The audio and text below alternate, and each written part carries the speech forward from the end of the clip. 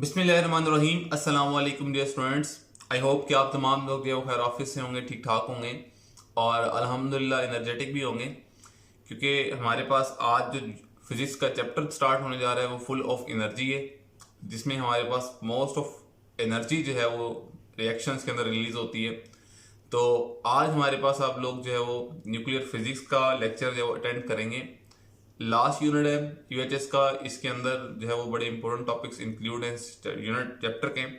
और सबसे इंपॉर्टेंट बात यह है कि क्योंकि ये लास्ट चैप्टर है तो बहुत सारे स्टूडेंट्स जो हैं वो सेकेंड ईयर के अंदर इसको इतना अटेंटिव होके जो है वो नहीं रीड करते, और इस ईयर जो है वो एग्जाम भी नहीं हुए। सो दैट्स वाई जो है बहुत सारे बच्चों के इसमें कॉन्सेप्ट वीक होंगे, तो आपने बड़ा इसको अटेंटिव होकर लेक्चर को अटेंड करना है। मैं यहाँ पे बेसिक से सारी चीजें जो है वो लेके हाई लेवल तक लेके जाऊंगा। तो चलिए ये इसको स्टार्ट करते हैं। Unit number 16 nuclear physics. Unit number 16 nuclear physics के अंदर आज हम जो है वो डिस्कस करेंगे, वो हमारे पास इसके हम कुछ टॉपिक्स, पहले 3 टॉपिक हम इसके अंदर आज हम डिस्कस करेंगे जो यूएचएस ने हमें किए हुए हैं। नंबर 1 इसमें हम जो है वो nucleus, nucleons and charge number.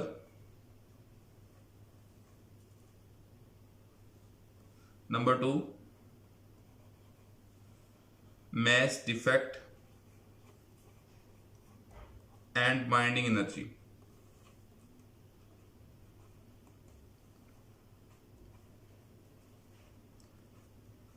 and number 3 radioactivity,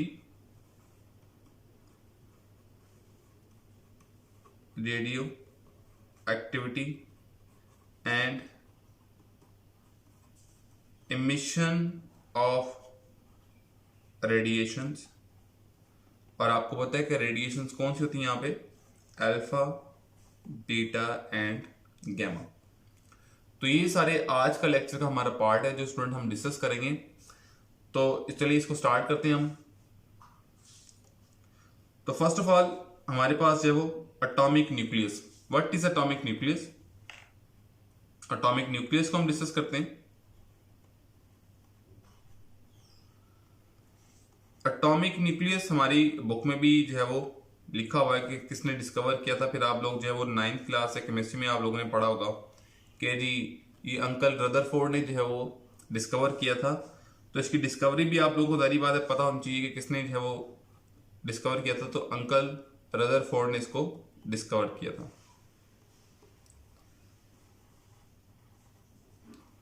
अब न्यूक्लियस एक्चुअली है क्या? आप लोग भी पढ़ते आ रहे हैं, बड़ा आपको इसके बारे में अच्छा नॉलेज है कि न्यूक्लियस जो है वो हमारे पास एटम के सेंटर में होता है, जिसके अराउंड इलेक्ट्रॉन रिवॉल्व कर रहे होते हैं। और मोस्टली आप लोगों ने पढ़ा हुआ होगा केमिस्ट्री के अंदर के इलेक्ट्रॉन न्यूक्लियस के अंदर बाहर रिवॉल्व कर रहे होते हैं, और न्यूक्लियस के अंदर जो है वो क्या होता है? प्रोटॉन होते हैं। और एक बात हम चैप्टर नंबर 12 में डिस्कस कर चुके हैं कि proton is massive then the electron. कितना मैसिव है? 1836 टाइम्स मैसिव है। तो इट्स मीन के mostly mass of nucleus of atom is concentrated in the nucleus. तो यहाँ हम सारी बातें डिटेल से जो प्रॉपर्टीज हैं एटॉमिक न्यूक्लियस की वो यहाँ पे डिस्कस करेंगे। तो first of all atomic nucleus है क्या? Central core of atom. Central core of atom consist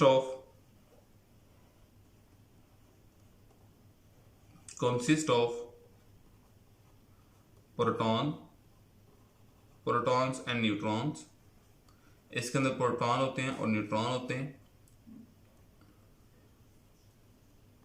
10⁵ times smaller than size of atom. Atom से जो है वो 10⁵ टाइम छोटा होता है, साइज होता है, और 10⁻⁻15 मीटर होता है, जिसको आप फर्मी भी बोलते हैं। फर्मी, ये भी हमने यूनिट नंबर 1 में डिस्कस किया था।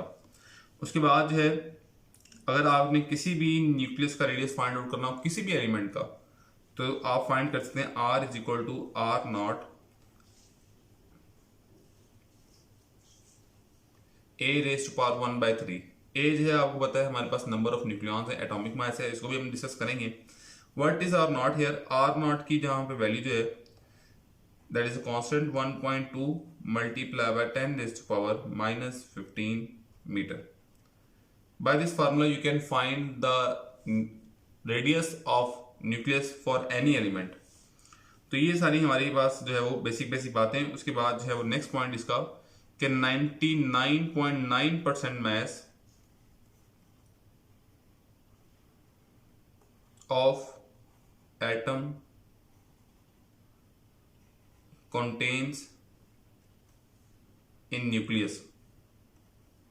एटम का 99.9% मास है वो न्यूक्लियस के अंदर होता है। तो ये सारी प्रॉपर्टीज हैं जो हमने जब न्यूक्लियस के वाले से डिस्कस की। इसमें हमारे पास जो है वो अब नेक्स्ट जो हमने देखें, बड़ी सिंपल सी बातें हैं कि इलेक्ट्रॉन प्रोटॉन का मैस कितना है, चार्ज कितना है, हमने सारी ऑलरेडी डिस्कस की हुई हैं। लेकिन यहाँ हमारे पास एटॉमिक मैस यूनिट भी है 1U, जिसको हम बोलते हैं atomic mass unit. 1U is equal to 1.6606 multiply by 10 raised power -27 kg।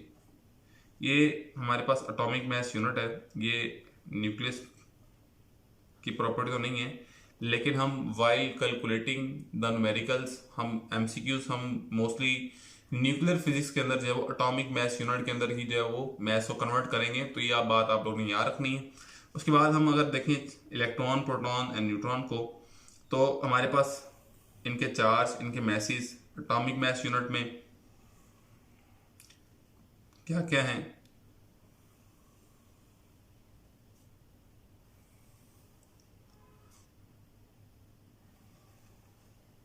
तो हमारे पास स्टूडेंट्स इलेक्ट्रॉन के लिए फर्स्ट ऑफ ऑल हम डिस्कस करेंगे इलेक्ट्रॉन, फिर प्रोटॉन, उसके बाद न्यूट्रॉन।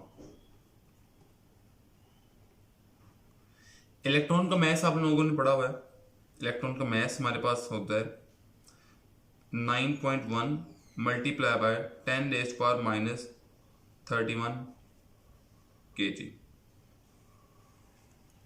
और प्रोटॉन का mass 1.673 multiply by 10 raised power -27 kg। Neutron का mass 1.675 multiply by 10 raised power -27 kg। और अगर हम इन तमाम को एटॉमिक मैस यूनिट में कन्वर्ट करें इन एटॉमिक मैस यूनिट, तो इसका मैस 0.00055U इलेक्ट्रॉन का मैस होता है इन एटॉमिक मैस यूनिट। और इनका आप अप्रोक्सीमेटली 1 AMU ही यूज करेंगे, 1U प्रोटॉन और न्यूट्रॉन का।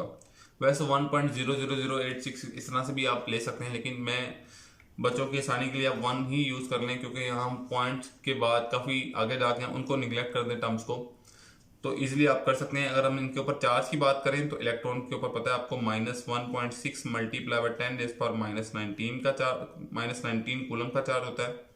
अब प्रोटॉन के ऊपर 1.6 multiply by 10 raised power -19 coulomb का चार्ज होता है। न्यूट्रॉन के ऊपर कोई चार्ज नहीं होता, इसका चार्ज है वो 0 होता है। तो स्टूडेंट ये सारी जो है वो बेसिक बातें हैं जो आप लोग याद रखेंगे यहाँ पे कि इलेक्ट्रॉन प्रोटॉन न्यूट्रॉन के बारे में है। फिर अगर हम डिस्कस करें यहाँ पे कि हम जो है वो यहाँ पे रिप्रेजेंटेशन जो है टोटल नंबर ऑफ प्रोटॉन्स की, टोटल नंबर ऑफ प्रोटॉन्स आप किससे रिप्रेजेंट करेंगे? टोटल नंबर ऑफ प्रोटॉन्स हम रिप्रेजेंट करते हैं कैपिटल Z से। इसको हम चार्ज नंबर भी कहते हैं। और अगर हम टोटल नंबर ऑफ न्यूट्रॉन्स की बात, total number of nucleons, proton plus neutron, total number of nucleons की बात करें तो उसको हम रिप्रेजेंट करते हैं कैपिटल A से, जिसको हम एटॉमिक मैस कहते हैं, एटॉमिक मैस। और अगर हम नंबर ऑफ न्यूट्रॉन्स की बात करें, नंबर ऑफ न्यूट्रॉन्स की बात करें तो उसको हम रिप्रेजेंट करते हैं कैपिटल N से। Number of nucleon, you know it very well कि नंबर ऑफ न्यूक्लियॉन्स मीन के न्यूक्लियस के अंदर जितने भी हमारे पास प्रोटॉन और न्यूट्रॉन है, तो इट्स मीन हमारे पास total number of nucleon is equal to Z plus N, and here from you can conclude that number of neutron is equal to N is equal to A minus Z। तो इस तरह से आप number of neutron निकाल सकते हैं। और representation of any element, symbol और representation for general element, symbol for representing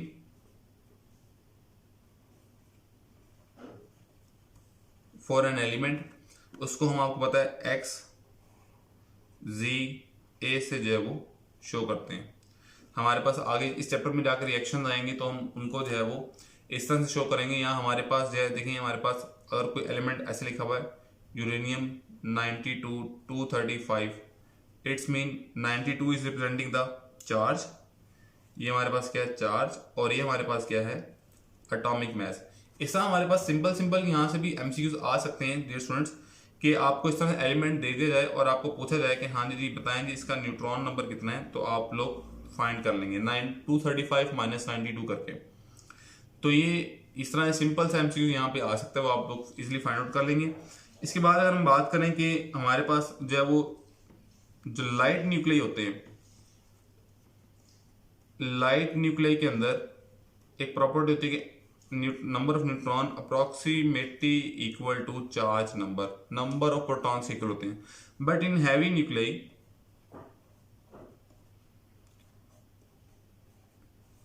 heavy nuclei के अंदर जो है n number of neutrons are greater than the charge number. Heavy nuclei के अंदर जो है वो न्यूट्रॉन जो है वो ज्यादा होते हैं चार्ज नंबर से। तो ये सारी चीजें आप लोग को याद रखेंगे। उसके बाद हमारे पास जो है वो हमारे पास न्यूक्लियस से ही रिलेटेड कुछ प्रॉपर्टीज हैं हमारे पास, जिस तरह कि मैंने यहाँ बताया कि आपको n is not equal to Z।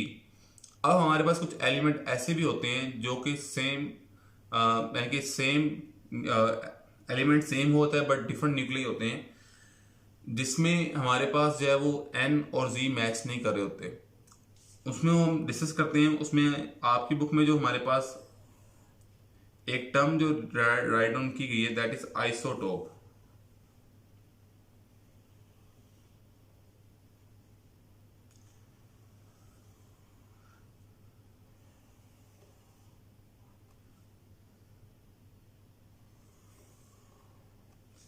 यहां पे हम फीचर, यहां पे हम example, isotopes, isotones and isobars, ये हमारे पास तीन तरह की टर्म्स हैं जो हम यहाँ पे अब डिफाइन करेंगे। आइसोटोप्स के बारे में तो आप लोगों ने बुक के अंदर ही पढ़ा हुआ है कि हमारे पास nuclei of same element, nuclei या nucleus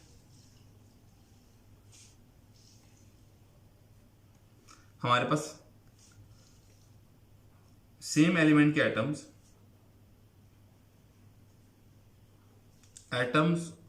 of same element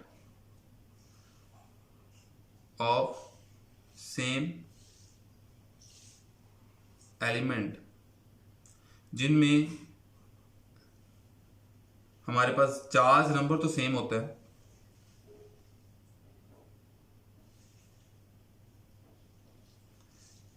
Z same होता है, N और A डिफर,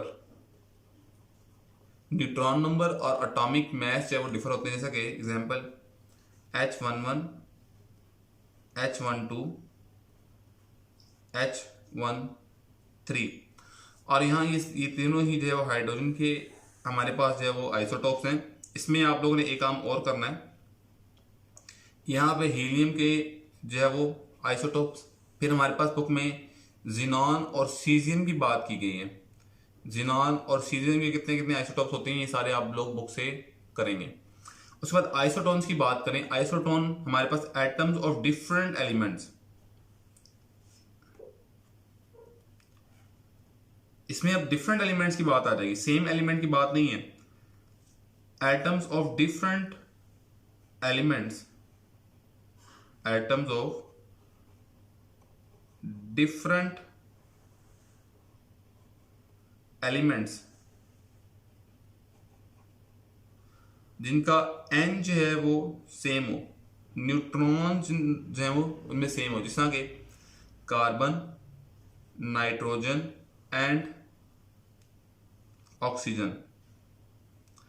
कार्बन के अंदर क्या होता है, कार्बन के अंदर 6 प्रोटॉन, नाइट्रोजन के अंदर 7, ऑक्सीजन के अंदर 8, जबकि इनमें एटॉमिक मास 14, नाइट्रोजन का 15 और ऑक्सीजन का 16। तो अगर आप इन तीनों में देखें तो तीनों में न्यूट्रॉन जो है वो तीनों में 8 हैं, जबकि इनके प्रोटॉन जो है वो डिफरेंट हैं और एटॉमिक मास जो है वो डिफरेंट है। तो इस तरह के हमारे पास जो है वो ये डिफरेंट एलिमेंट के एटम्स के अंदर सिमिलरिटी हो सकती है कि उनके न्यूट्रॉन नंबर सेम हो, इनको हम बोलेंगे आइसोटोन्स।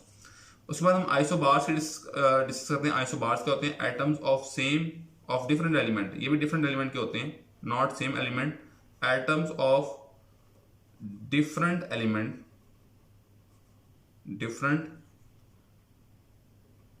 एलिमेंट। अब इनमें क्या होता है, इनमें हमारे पास जो है वो एटॉमिक मास सेम होता है बट प्रोटॉन्स और न्यूट्रॉन नंबर डिफरेंट होते हैं, जैसा कि सोडियम और मैग्नीशियम, इन दोनों का एटॉमिक मास है वो 23 और 23 होता है, बट इनका हमारे पास जो चार्ज नंबर है, सोडियम का वो हमारे पास होता है 11 और मैग्नीशियम का होता है 12। तो यहाँ पे ये हमारे पास जो है वो एग्जांपल है आइसोबार्स की और आइसोटोन्स की, ये सारे आप लोगों को याद होने चाहिए और इनको हम रेडियो एक्टिविटी में जाके यूटिलाइज करेंगे, जहाँ पे हम बीटा एमिशन पढ़ेंगे कि अगर एक एलिमेंट बीटा एमिशन करता है तो वो फिर क्या बन जाएगा अपने पेरेंट एलिमेंट का। तो ये सारी चीजें आप लोगों को यहाँ पे पता होनी चाहिए, फीचर्स इनकी आइसोटोप्स, आइसोटोन्स के और आइसोबार्स के। स्टूडेंट नेक्स्ट हम ये सारा हमारे पास जो है वो न्यूक्लियस के वाले से, nucleus, nucleons and charge number के वाले से। नेक्स्ट हमारे पास जो टॉपिक है वो है mass defect, mass defect.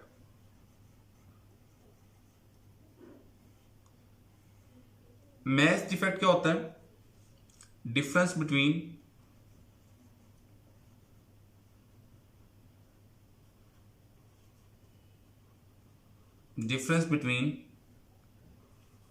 expected and actual mass. Now what is expected mass and what is a actual mass? हमारे पास होता क्या है कि जब हम कलेक्टिवली न्यूक्लियस का मास मेजर करते हैं तो हम ये देखते हैं कि उनका मास, कलेक्टिवली न्यूक्लियस का मास, हम अगर सेपरेटली न्यूक्लियॉन्स का मास मेजर करके ऐड करें तो उससे कम है। यानी कि मैं ये कहना चाह रहा हूं कि हमारे पास mass of nucleus is always less than mass of nucleons.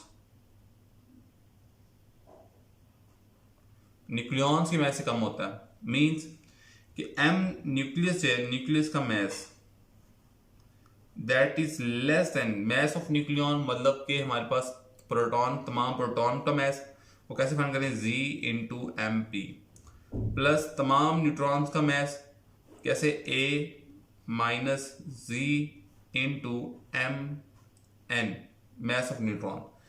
इन तमाम का mass total collectively mass of nucleus से बड़ा होता है। अब जो मास मिसिंग है that is called mass defect, उसको हम बैलेंस करते हैं इक्वेशन को बाय डेल्टा एम कि ये मास डिफेक्ट है। ये एक्सपेरिमेंटली हमने फाउंड किया कि मास of nucleus is always less than mass of nucleons. अगर हम डेल्टा एम यहाँ पे पुट करते हैं तो it is in balance, it becomes in balance form, equality में आ जाएगी। तो हमारे पास यहाँ आ जाएगा जी M P plus A minus Z M N, और अगर हमें यहां से डेल्टा एम की वैल्यू चाहिए तो delta M is equal to Z M P plus A minus Z M N minus M nucleus. तो ये हमारे पास मैच डिफेक्ट की वैल्यू है। अब यहाँ पे जरूर हमारे माइंड में क्वेश्चन आता है कि सर ये मैच डिफेक्ट गया कहाँ पे। एक्चुअली हमारे पास जो न्यूक्लियस बॉन्ड हुआ, न्यूक्लियस में प्रोटॉन और न्यूट्रॉन जो है वो टुगेदर हैं। आपको पता है प्रोटॉन प्रोटॉन जो है वो रिपल्शन रखता है, इलेक्ट्रोस्टैटिक कोलम फोर्स रखता है। लेकिन जब हम उसको न्यूक्लियस के अंदर पैक्ड है, हमारे पास नेचर ने उसको पैक्ड किया हुआ है, इट्स मीन के there is a big force then electrostatic force. तो वो एक न्यूक्लियर फोर्स है जिसने इलेक्ट्रोस्टैटिक फोर्स को डोमिनेट किया है। अब वो फोर्स आई कहाँ से है? जारी बात है हर न्यूक्लियन में जो न्यूक्लियस के अंदर रहता है, जो हर मेंबर रहता है, उसने अपने मैस को एनर्जी की फॉर्म में कन्वर्ट करके वो फोर्स जो है वो डेवलप किए। यानी कि आई एम सेइंग दैट कि this mass is converted into the form of energy and by that energy हमारे पास एक फोर्स जनरेट हुई जो कि कूलम्स इलेक्ट्रोस्टैटिक फोर्स को डोमिनेट करके न्यूक्लियस को बॉन्ड कर रही है। तो नेक्स्ट हमारे पास स्टूडेंट इसी से टॉपिक निकलता है कि binding energy. Binding energy, binding energy को हम दो तरह से डिफाइन करते हैं। बड़ा सिंपल हमारी बुक में डिफाइन किया हुआ है। द एनर्जी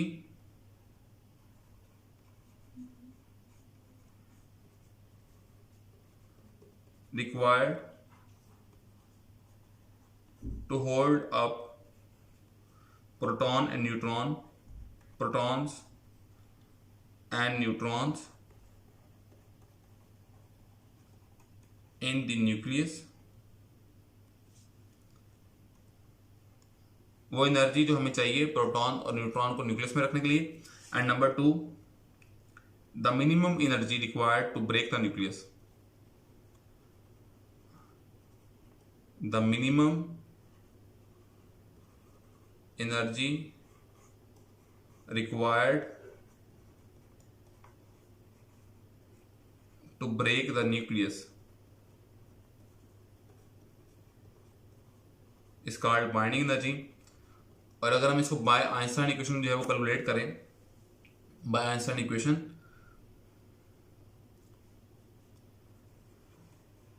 बाय आइंस्टाइन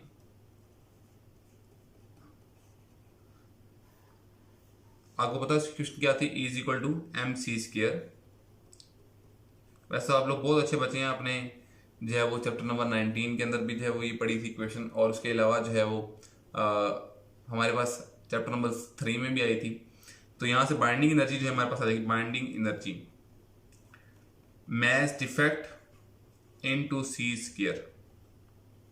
अब मैच डिफेक्ट आपको पता है कितनी की वैल्यू क्या थी, Z M P plus A minus Z M N plus minus, यहाँ माइनस आएगा, mass of nucleus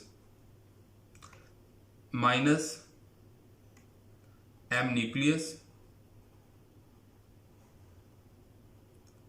into C square. तो ये हमारे पास जो है वो इक्वेशन आ गई। सी स्क्वायर को मल्टीप्लाई करने के अंदर हमारे पास जो है वो फिर और इक्वेशन जो है वो ये कह लेंगे ओपन हो जाएगी। तो बाइंडिंग एनर्जी की वैल्यू आ जाएगी हमारे पास। So this is about the binding energy. फिर हमारे पास जो है वो बुक में ग्राफ आते हैं। ग्राफ को अगर हम देखें तो पहला हमारे पास जो बुक में ग्राफ दिया हुआ है वो कुछ इस तरह से आपको दिख रहा है।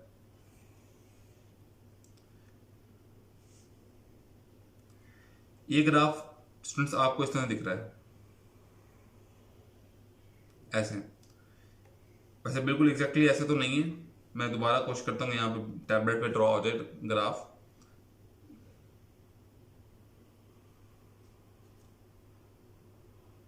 हाँ जी, अब ठीक है। यहाँ पे आप लोग देखते हैं कि यहाँ हमारे पास जो है वो Fe है, आयरन Fe, और यहाँ हमारे पास क्या है, मैस डिफेक्ट पर न्यूक्लियन। और यहाँ अगर आप लोग देखें तो यहाँ हमारे पास जो है, यहाँ पे क्या होता है, यहाँ पे हाइड्रोजन होता है और यहाँ पे आयरन है। और यहाँ पे अगर आप लोग देखें तो यहाँ वैल्यू जो है हमारे पास यानी कि ओरिजिन से जो स्टार्ट होती हैं वो डिसेंडिंग में ऊपर जाते जाते वैल्यू डिक्रीज होती है। तो यहां से अगर आप ग्राफ से कंक्लूड करें तो mass defect per nucleon or simple mass defect for hydrogen is 0 and largest mass defect per nucleon for Fe iron का मैस डिफेक्ट पर न्यूक्लियन सबसे ज्यादा होता है। और अगर हम इसी ग्राफ को जो है वो बाइंडिंग एनर्जी की फॉर्म में देखें तो बाइंडिंग एनर्जी में हमारे पास जो ग्राफ दिया हुआ है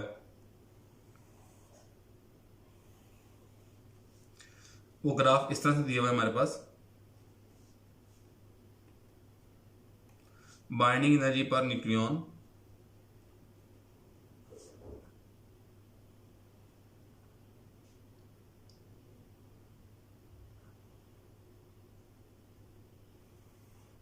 इस तरह से ग्राफ दिया हुआ है।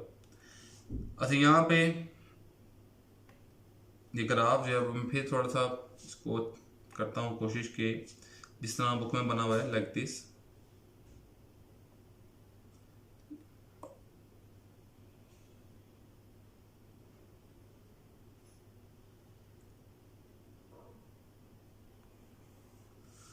यहाँ हमारे पास जो आयरन है Fe और इसकी बाइंडिंग एनर्जी है 8.8 मेगा इलेक्ट्रॉन वोल्ट, सबसे हाईएस्ट। और यहाँ पे अगर आप लोग देखें तो जहाँ हमारे पास जो है वो ग्राफ को जंप्स लग रहे हैं तो यहाँ पे भी आप लोगों ने जरा कोर्स देखना है कि यहाँ पे क्या कौन से एलिमेंट आ रहे हैं। अगर स्टूडेंट्स अगर आप यहाँ पे देखेंगे तो यहाँ आपको मोस्टली वो एलिमेंट मिलेंगे जिनका न्यूट्रॉन नंबर और चार्ज नंबर सेम होगा दोनों पे। तो ये भी आप लोगों ने एलिमेंट देख लेने।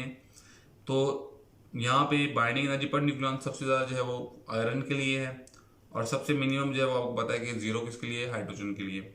और यहाँ पे जहाँ पे इसको ग्राफ को जो है वो जंप्स लग रहे हैं, अप एंड डाउन जा रहा है, जहाँ पे अप जा रहा है वहाँ पे भी और जहाँ पे डाउन है यानी कि इस पॉइंट पे भी अप पे भी, इस पॉइंट 1 पे भी और इस पॉइंट 2 पे भी, इस तरह से लाइक हेयर यहाँ पे वो एलिमेंट है जिनके न्यूट्रॉन और चार्ज नंबर जो है वो equal and they are stable. आपको याद होगा मैंने जो है वो बताया था आपको कि लाइट न्यूक्लियाई के अंदर हमारे पास जो है वो majorly n is equal to Z होता है। तो जहाँ एलिमेंट्स के अंदर चार्ज नंबर और न्यूट्रॉन नंबर सेम हो वो मोस्ट स्टेबल होते हैं, वो हम अभी जो है वो लेटर ऑन डिस्कस करेंगे। तो ये बाइंडिंग एनर्जी पर न्यूक्लियन के लिए अब यहाँ पे हम जो है वो हमारी बुक में first of all 1 atomic mass unit 1.6606 multiply by 10⁻⁻27 kg। अगर हम इसको कैलकुलेट करें in form of binding energy तो बाइंडिंग एनर्जी की फॉर्म में 1.6606 multiply by 10⁻⁻27 multiply by 3 multiply by 10⁻8 का square it will equal to 931 mega electron volt. यहाँ से स्टूडेंट अगर आपके पास एमसीक्यू आ जाए कि 1U किसके इक्वल होता है, अल्फा ऑप्शन में 931 मेगा इलेक्ट्रॉन वोल्ट भी हो, बीटा में 1.6606 मल्टीप्लाई बाय 10⁻⁻27 kg हो। ठीक है, तो यहाँ पे आपके पास चार्ली ऑप्शन कुछ और हो, डेल्टा ऑप्शन जो है वो बोथ ए एंड बी का हो। तो याद रखें यहाँ पे बोथ ए एंड बी का ऑप्शन जो है वो करेक्ट है, delta both A and B का ऑप्शन जो है वो ठीक होगा। तो ये बात आपने जो है 1U के बारे में याद रखनी है। किसी बाइंडिंग एनर्जी फॉर्म में 931 मेगा इलेक्ट्रॉन वोल्ट आएगा। और यहीं पे अगर हम हीलियम की बात करें, हमारे पास बुक में हीलियम के लिए जो वो बाइंडिंग एनर्जी कैलकुलेट की है वो आप लोगों को याद होनी चाहिए। हीलियम के लिए जो बाइंडिंग एनर्जी हमारे पास कैलकुलेट होती है वो 28.2 मेगा इलेक्ट्रॉन वोल्ट होती है। और हीलियम का पता है आपको He24, 2 proton and 2 neutron, 2 proton and 2 neutron होते हैं, मतलब इसके अंदर 4 न्यूक्लियॉन्स हैं। इसका एटॉमिक मास कितना है 4। तो अगर हम इसमें बाइंडिंग एनर्जी पर न्यूक्लियॉन देखें, बाइंडिंग एनर्जी पर nucleon that is 7.05 mega electron volt. तो हीलियम के बारे में आपको ये भी सारी इंफॉर्मेशन होनी चाहिए क्योंकि हमारी बुक में ये सारी चीजें कैलकुलेट की गई हैं। तो यहाँ तक स्टूडेंट्स आप लोग जो है वो बाइंडिंग एनर्जी और मास डिफेक्ट के बारे में याद रखेंगे। नेक्स्ट हम यहीं से जो है वो डिस्कस करते हैं स्टेबिलिटी ऑफ अ न्यूक्लियस। एक न्यूक्लियस में स्टेबिलिटी की क्या क्या स्टेबिलिटी कब हो सकती है। मैंने वैसे ये बात थोड़ी सी प्रीवियस भी बाइंडिंग एनर्जी वाले ग्राफ में भी बताई है। Stability of nucleus, stability of nucleus. एक न्यूक्लियस जो स्टेबिलिटी तब होगा, मोर स्टेबिलिटी तब होगी, मोर स्टेबिलिटी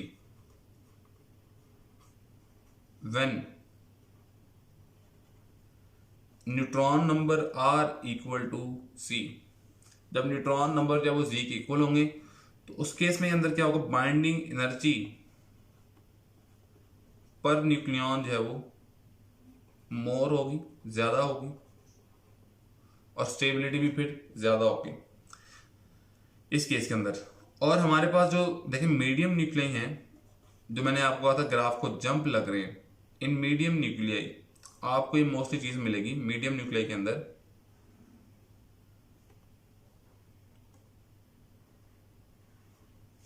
मीडियम न्यूक्लियाई के अंदर medium nuclei are more stable.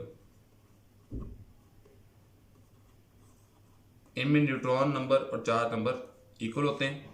अगर हम हैवी न्यूक्लियाई की बात करें,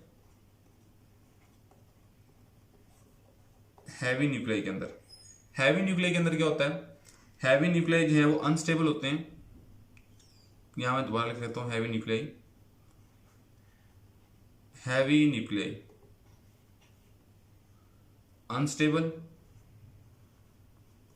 हैवी न्यूक्लियाई क्या करते हैं, हमारे पास हैवी न्यूक्लियाई जो है वो ब्रेक हो जाते हैं, स्प्लिट होते हैं दो मीडियम न्यूक्लियाई के अंदर। Unstable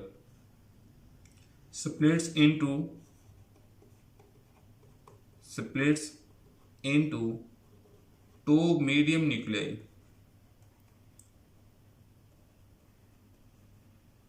and this process is called fission।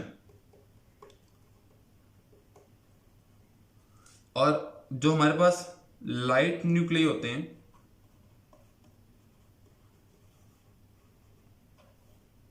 Light nuclei unstable, जो हमारे पास लाइट न्यूक्लियाई अनस्टेबल होते हैं, दे फ्यूज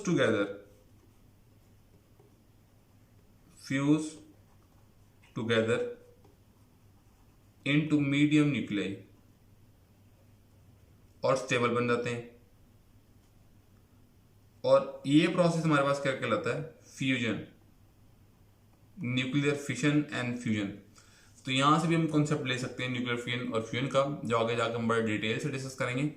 तो स्टूडेंट ये था सारा हमारे पास स्टेबिलिटी ऑफ न्यूक्लियस के बारे में। और इससे नेक्स्ट हमारे पास अब टॉपिक स्टार्ट हो रहा है, वो है radio activity and emission of alpha beta and gamma radiation. Radio activity,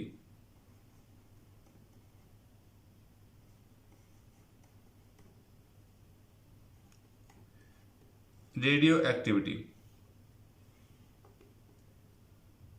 activity को जो है वो डिस्कवर किसने किया, हेनरी बैकुरेल ने। Discovered by Henri Becquerel. spontaneous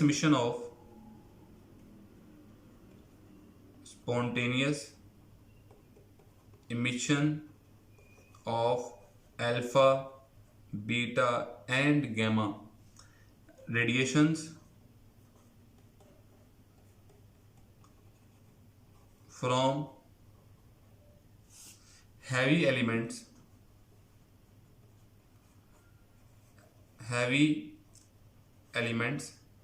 कितने हैवी एलिमेंट जिनका चार्ज नंबर जो है वो 82 से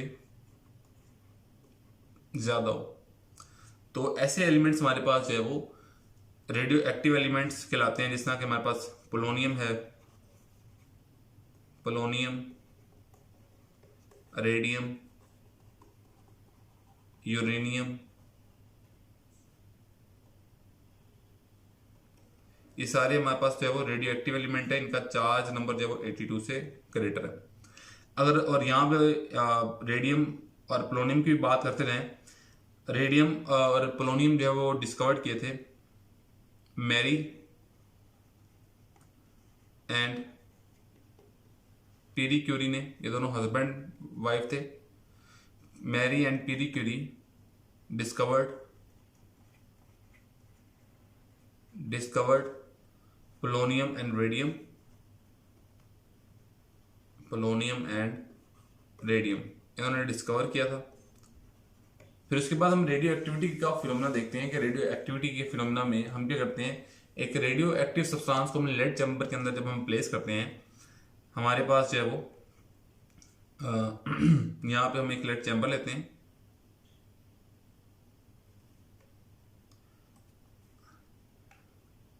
let's we take a lead chamber here,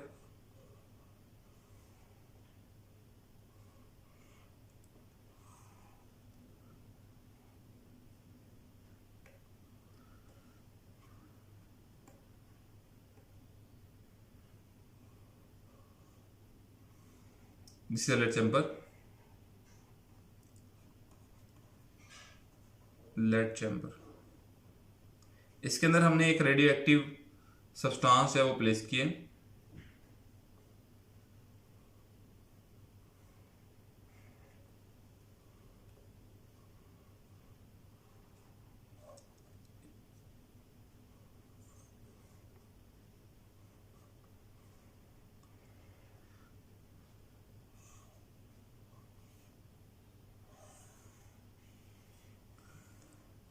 और यहाँ पे हमने इसको एक इलेक्ट्रिक फील्ड और मैग्नेटिक फील्ड से पास की। लेट मी से like this, it is positive and this is of negative. और यहाँ हमने एक फोटोग्राफिक फिल्म जो है वो प्लेस की है इनकी डिटेक्शन के लिए, फोटोग्राफिक फिल्म।